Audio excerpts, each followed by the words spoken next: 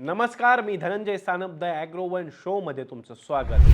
खरीप हंगामाच्या सुरुवातीलाच कृषी विभागातील गोंधळ चर्चेचा विषय ठरला आहे. खरीपासाठी शेतकरी सज्ज झालेत, पण कृषी विभागाचा गोंधळ काही संपेना. त्याचं झालंय असं की थेट लाभ हस्तांतरण प्रणालीचे म्हणजेच डीबीटीचे नियम तोडण्यासाठी मुख्यमंत्र्यांची मान्यता आहे असं भासवून 300 कोटींच्या निविष्ठा खरेदी प्रकरणानं कृषी विभाग सध्या ढवळून निघाला आहे. या योजनेत नवीन बाबी घुसवण्यासाठी मंत्री कार्यालयातून सूचना आली होती असा स्पष्ट उल्लेख कागदपत्रांमध्ये आढळून आलाय.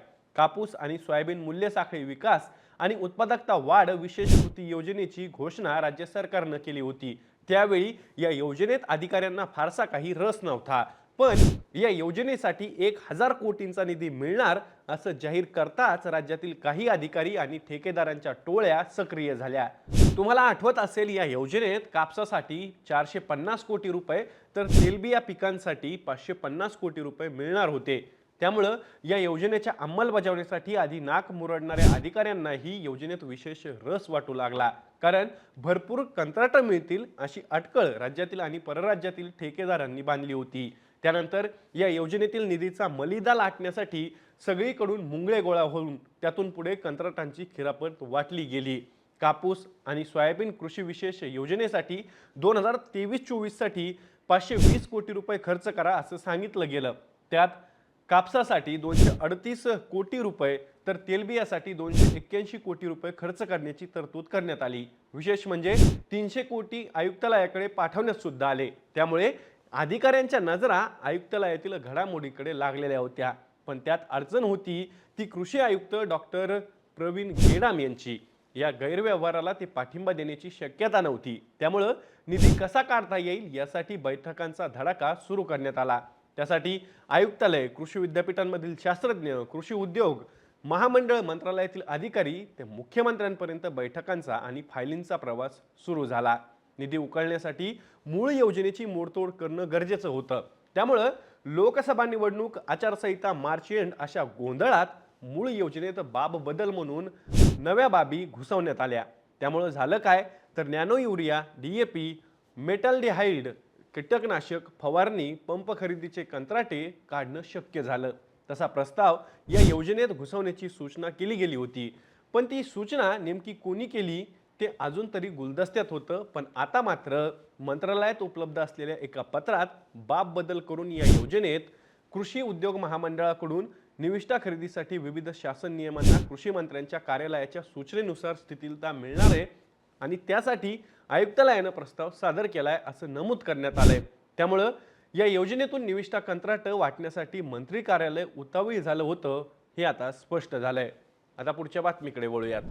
गुजरात सहकारी दूध संघानं अमूलच्या दूध दरात 3 जूनपासून 2 रुपये प्रति लिटर वाढ करण्याचा निर्णय घेतलाय. कारण वाढती उष्णता आणि उत्पादन खर्चामुळे दूध दरात वाढ करण्यात आल्याचं निवेदनात सांगण्यात आलंय. त्यामुळे अमूलच्या 1 लिटर दुधाचे दर 66 वरून 68 रुपये प्रति लिटर करण्यात आलेत. त्यामुळे महागाई वाढल्याची चर्चा सध्या सुरू झाली आहे. खरं तर फेब्रुवारी 2023 पासून अमूलनं दूध दरात वाढ केली नव्हती. सध्याची वाढही सरासरी अन्न महागाई दरापेक्षा खूपच कमी आहे असंही गुजरात सहकारी दूध संघानं स्पष्ट केलंय. देशात वाढत्या उष्णतेमुळे दूध उत्पादक अडचणीत सापडलाय. चारा पाण्याचा प्रश्न निर्माण झाल्यानं त्याचा थेट परिणाम दुधाच्या उत्पादनावर झालाय. राज्यात मात्र खासगी दूध संघांनी दूध खरेदी दरात 2 रुपयाची कपात केली आहे. त्यामुळे राज्यातील दूध उत्पादकांमध्ये संतापाची भावना आहे. पुढची बातमी पाहूयात. मागच्या वर्षातील खरीप हंगामात धाराशिव जिल्ह्यातील सोयाबीन पिकाचं अतिवृष्टीमुळे नुकसान झालं होतं. या नुकसानीच्या पूर्वसूचना दिल्यानंतर विमा कंपनी आणि कृषी विभागानं पंचनामे केले. यात जिल्ह्यातील 57 पैकी 25% कमी बाधित क्षेत्र आढळून आलेल्या 25 मंडळातील नुकसानीच्या पूर्वसूचना दिलेल्या शेतकऱ्यांना विमा कंपनीकडून परताव्याचे वाटप सुरू करण्यात आले.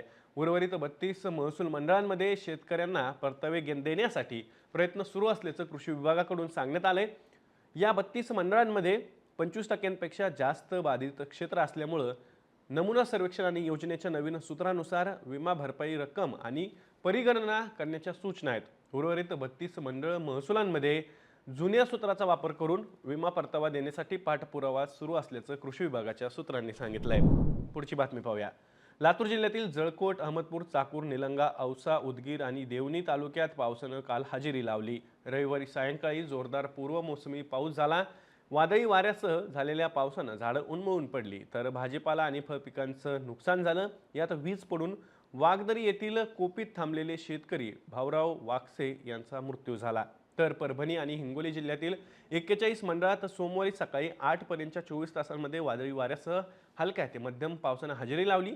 परभणी जिल्ह्यातील परभणी, जिंतूर, सोनपेठ, गंगाखेड, पालम, पूर्णा तालुक्यातील 21 मंडळांमध्ये वादळी वारं विजांसह हलका ते मध्यम पाऊस झाला. काही ठिकाणी वादळी वाऱ्यामुळे घरावरची आणि गोठ्यावरील पत्र उडून गेली. तसंच भाजीपाला पिकांना फटका बसला. नुकसानग्रस्त भागाची पाहणी करून तत्काळ मदत करावी अशी शेतकऱ्यांची मागणी आहे. पुढची बातमी पाहूया.